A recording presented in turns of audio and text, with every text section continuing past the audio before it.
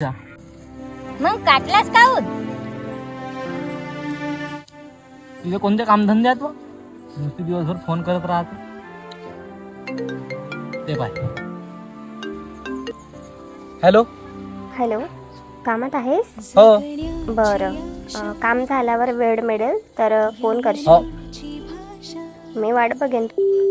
तू न बोलता ना ऐकता समजून घेना.